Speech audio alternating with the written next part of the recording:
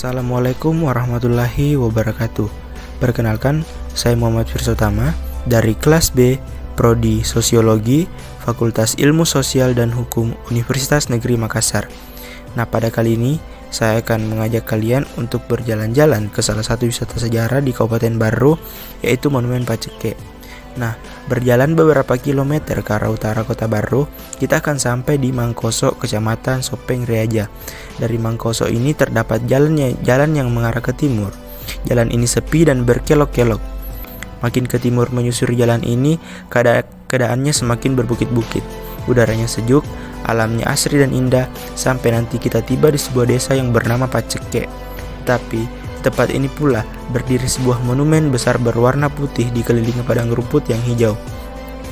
Inilah Monumen Pacekek, monumen yang dibangun untuk memperingati sebuah peristiwa yang penting yang pernah terjadi di tempat itu. Sebuah konferensi yang diadakan di tempat itu oleh para pejuang ketika kala revolusi fisik di Sulawesi Selatan sedang berlangsung. Tempat inilah yang menjadi saksi bisu perjuangan masyarakat Indonesia khususnya Sulawesi Selatan dalam mempertahankan kemerdekaan. November 1946, setahun setelah Indonesia memproklamasikan kemerdekaan, terdengar bahwa Van Mock dari Belanda hendak membentuk negara boneka di Indonesia bagian timur. Sebelum siasat tersebut terjadi, pihak militer Indonesia telah merencanakan mengirim pasukan ke Sulawesi. Gagasan tersebut disetujui oleh Markas Besar Tentara atau disebut MBT di bawah Panglima Besar Sudirman dan dijadikan bagian dari rencana kerja. Pada tanggal 16 April 1946 dikeluarkan surat mandat keputusan Panglima Besar yang menugaskan kepada 3 perwira asal Sulawesi, yaitu Andi Matalata, Kahar Musakar, dan Muhammad Saleh Lahade untuk melaksanakan rencana kerja MBT. Mereka bertiga merupakan pemegang mandat dari MBT. Tugas yang diberikan MBT kepada pemegang mandat yaitu melakukan persiapan pembentukan kadar pasukan yang akan dikirim ke Sulawesi, membentuk satu kekuatan divisi Tentara Republik Indonesia di Sulawesi, dan menyampaikan laporan hasil tugas tersebut kepada Panglima Besar. Pelaksanaan tugas tersebut dengan dibentuknya Staf Komando Resimen TRI Persiapan Sulawesi atau disebut TRIPS yang dinamakan Resimen Hasanuddin. Adapun susunan staf pimpinannya yaitu Letkol Kahar Musakar atau Komandan Resimen, Mayor Andi Matalata sebagai Wakil Komandan, dan Mayor Muhammad Saleh Lahade sebagai Kepala Staf.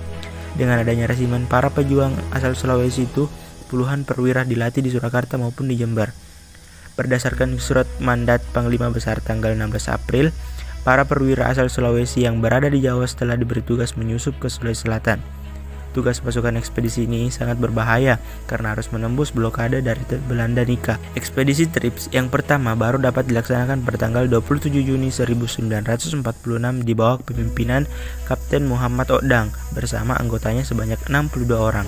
Ekspedisi TRIPS yang kedua dilakukan pada awal bulan 1946 di bawah pimpinan Muhammad Tahir Dayan Tompo.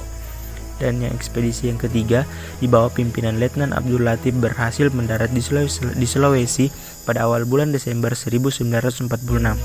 Bersamaan dengan datangnya ekspedisi ketiga, rombongan Andi Manyulei mendarat di Supa. Pasukan ekspedisi pimpinan Abdul Latif atau Letnan TRI mendarat di Sabang Rupa. Pasukan ekspedisi kelompok komando yang mendarat di bawah pimpinan Mayor Andi Matalata mendarat di Pulau Panikiang pada tanggal 26 Desember 1946 dan keesokan harinya menuju Garongkong Barro, selanjutnya menuju ke markas TRIPS di Salosoe, Sopeng Riaja. Pada pertengahan 1947, rombongan komando yang ketiga di bawah pimpinan Mayor Muhammad Saleh Lahade tiba di Supa. Dengan segera direncanakanlah pertemuan semua badan perjuangan di daerah Sulawesi Selatan berdasarkan isi mandat yang diberikan oleh Panglima Besar Jenderal Sudirman. Diadakanlah konferensi di Pacekek. Pertemuan dilangsungkan dari tanggal 20 sampai 22 Januari 1947. Pimpinan utama konferensi Pacekek ialah Andi Matalata dan dibantu oleh Muhammad Saleh Lahade. Konferensi dilaksanakan di salah satu rumah panggung yang cukup besar. Jumlah peserta konferensi Pacekek sebanyak 43 orang. Pasukan yang tiba di Pacekek dan sekitar tempat dilaksanakan konferensi ada sekitar 700 orang. Pada 21 Januari disepakati untuk membentuk kekuatan satu divisi atau yang sekarang disebut sebagai Divisi Hasanuddin yang dislokasi masing-masing satu resimen di sekitar Makassar, Parepare, Palopo, dan satu resimen lagi dipersiapkan di Sulawesi Tenggara. Dengan terlaksananya konferensi Paceke ini tentunya sangat berpengaruh besar dalam perkembangan perjuangan mempertahankan kemerdekaan Indonesia yang lebih terorganisir.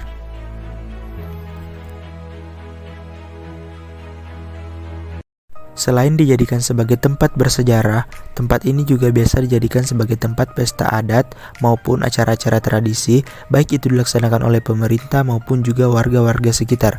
Di samping itu, Desa Paceke juga memiliki salah satu destinasi wisata berupa Embung Paceke, di mana ini dapat dijadikan sebagai tempat wisata jika Anda berkunjung ke Kabupaten Baru.